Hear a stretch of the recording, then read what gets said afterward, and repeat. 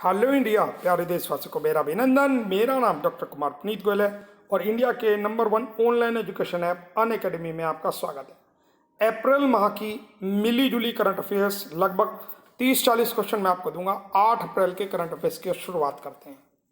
अंतर्राष्ट्रीय खदान जागरूकता दिवस कब मनाया जाता है? जो माइंस होती हैं, इंटरनेशनल माइन जागरूकता दिवस 4 अप्रैल को मनाया गया। नेक्स्ट क्वेश्चन है, किस राज्य सरकार ने यूनिसेफ के सहयोग से राज्य में ऑनलाइन सांस्कृतिक प्रतियोगिता मो प्रतिभा प्रारंभ की है? मो प्रतिभा मेरी प्रतिभा ये शुरू की है उड़ीसा सरकार ने। मो प्रतिभा मेरी प्रतिभा को उड़ीसी लैंग्वेज में बोला जाता है UNICEF.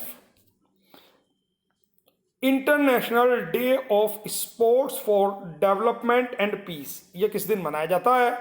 International day for sport for development and peace मनाया जाता है 6 अप्रैल को। संयुक्त राष्ट्र संघ ने 2020 के अंतर्राष्ट्रीय खेल दिवस के अवसर पर लोगों को बी एक्टिव स्वस्थ रहने का एक टैग बनाया और कोविड-19 को हराने की अपील की। इसका टैग बनाया क्योंकि आपको पता होगा 6 अप्रैल में ज़्यादातर देशों में, लगभग 180 देशों में लॉकडाउन चल रहा है। सारी economic activity, culture activity, movement activity सभी कुछ बंद है। पेटा इंडिया ने किसे हीरो टू एनिमल्स अवार्ड दिया? पेटा इंडिया एक दिल्ली की संस्था है। इन्होंने नवीन पटनायक को हीरो टू एनिमल अवार्ड दिया। नवीन पटनायक ने नोवल कोरोना वायरस महामारी के कारण लगे लॉकडाउन के दौरान उड़ीसा में सामुदायिक पशुओं को खाना खिलाने के लिए राशि आवंटित करने के लिए peoples for the ethical treatment of animals यानी पेटा की फुल फॉर्म है peoples for the ethical treatment of animals द्वारा हीरो टू एनिमल अवार्ड से सम्मानित किया गया है। पेटा की स्थापना 22 मार्च 1980 को की गई थी। इसका मुख्यालय नॉरफॉक वर्जीनिया में है और भारत में इसका मुख्यालय दिल्ली में है, संयुक्त राज्य अमेरिका में। हाल ही में किसके द्वारा कोरोना वायरस के लड़ने के लिए करुणा पहल शुरू की गई है? करुणा पहल किसने प्रारंभ की है? ये की है आईएस एसोसिएशन ने। आईएस की जो एसोसिएशन है उन्होंने इस पहल को शुरू किया है।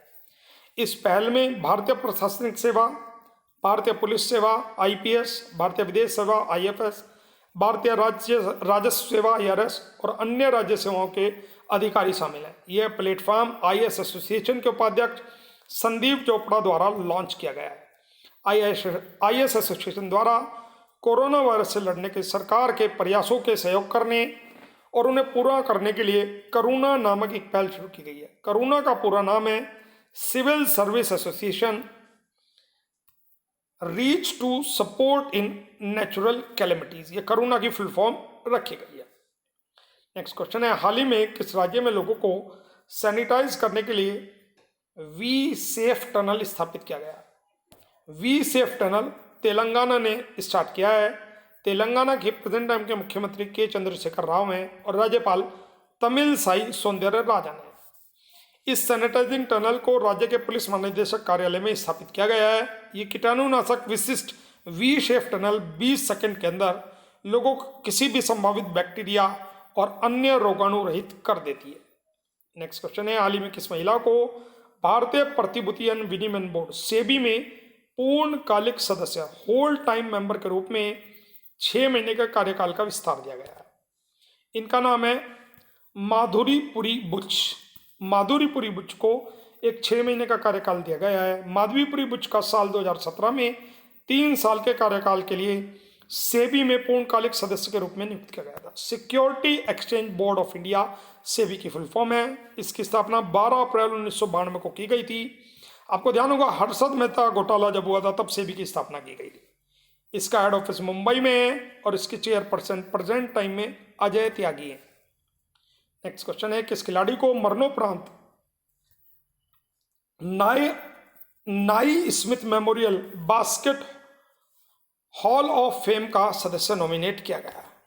ये किया गया है कोबे ब्रायंट को। ये अमेरिकन है जो आपको इमेज में दिखे कोबे ब्रायंट।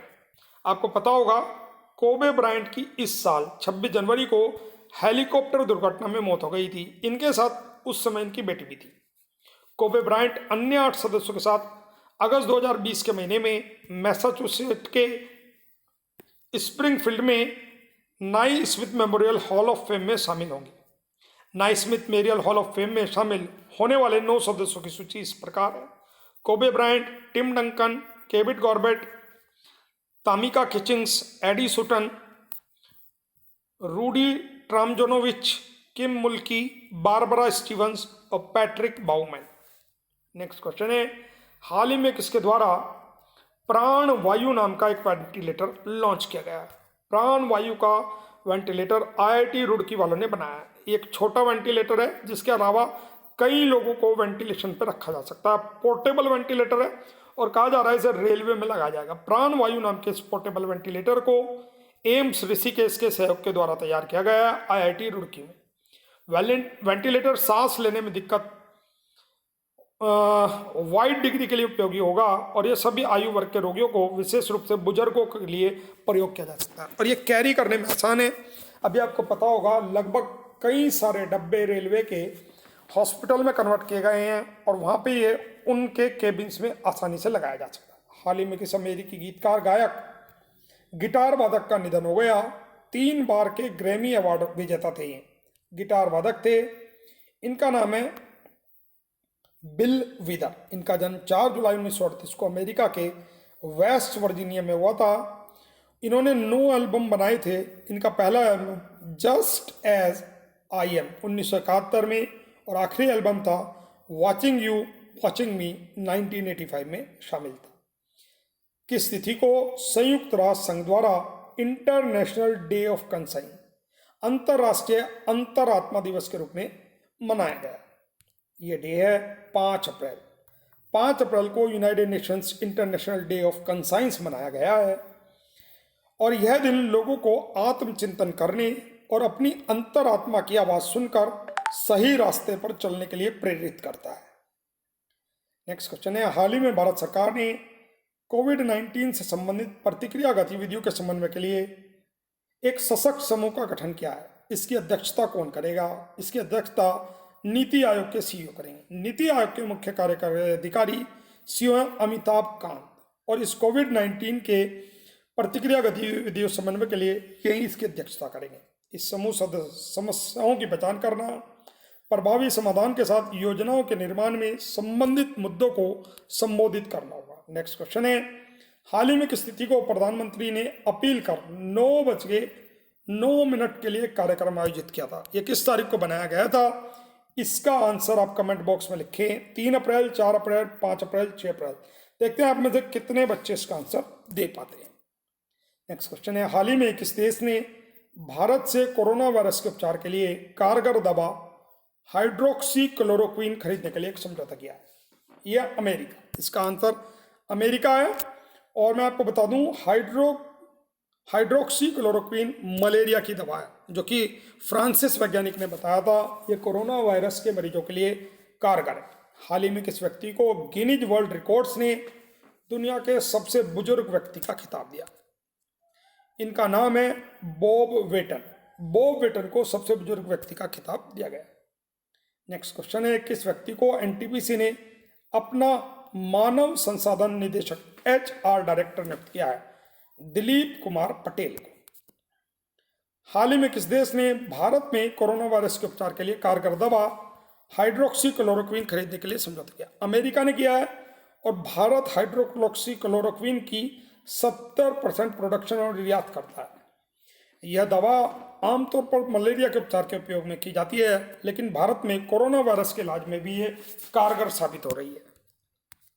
नेक्स्ट क्वेश्चन है, हाल ही में किस तिथि को 9:09 कार्यक्रम आयोजित किया गया था? ये 5 अप्रैल को किया गया था।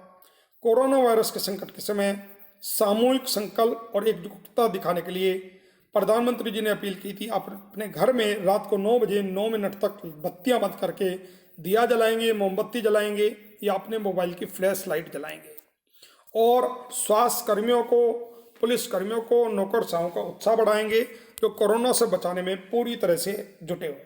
हाल ही में भारतीय वायुसेना ने किस देश को ऑपरेशन संजीवनी के तहत 6.2 मिलियन टन आवश्यक दवाएं मुहैया कराई हैं? मालदीव ने। मालदीव की कैपिटल माले है। इसकी करेंसी मालदीवियन रुपया है। इब्राहिम मोहम्मद सोली मालदीव के प्रेसिडेंट हैं। इन दवाओं में लोपिनवीर, रिटनवीर, इन्फ्लुएंजा के टीके शामिल हैं।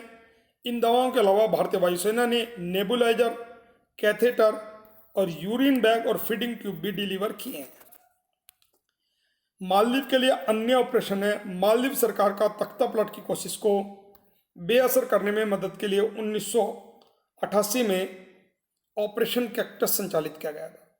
ऑपरेशन नीर का संचालन मालदीव को पेयजल संकट से निपटने के लिए किया था और ये सब भारत ने चलाए थे। भारत मालदीव के संबंध हैं और भारत कई बार मालदीव को हेल्प कर चुका है। एक्यूवेरेन भारत और मालदीव के बीच संयुक्त सैन्य अभ्यास चलता है। मालदीव की सैन्य प्रशिक्षण आवश्यकताओं का 70% आपूर्ति भारत करता है। यूएई, चीन, सिंगापुर के बाद भारत मालदीव का चौथा सबसे बड़ा व्यापार साझेदार है। नेक्स्ट क्वेश्चन है, हाल ही में जारी ताजा रिपोर्ट के अनुसार भारत में 30% कोरोना वायरस के मामले किस धार्मिक समुदायों के धार्मिक समारोह के कारण बढ़े? यह तबलीगी जमात। तबलीगी जमात क्या है? तबलीगी जमात एक इस्लामिक मिशनरी मूवमेंट है जिसकी स्थापना 1926 में मोहम्मद इलियास कांदहलवी ने की थी। मोहम्मद इलियास कांदला के रहने वाले थे जो कि शामली डिस्ट्रिक्ट में आता है। हाल ही में इसका एक धार्मिक समारोह दिल्ली के निजामुद्दीन मरकज मस्जिद में किया गया। इस घटना से देश में कोरोना वायरस के 30% मामले बढ़ गए।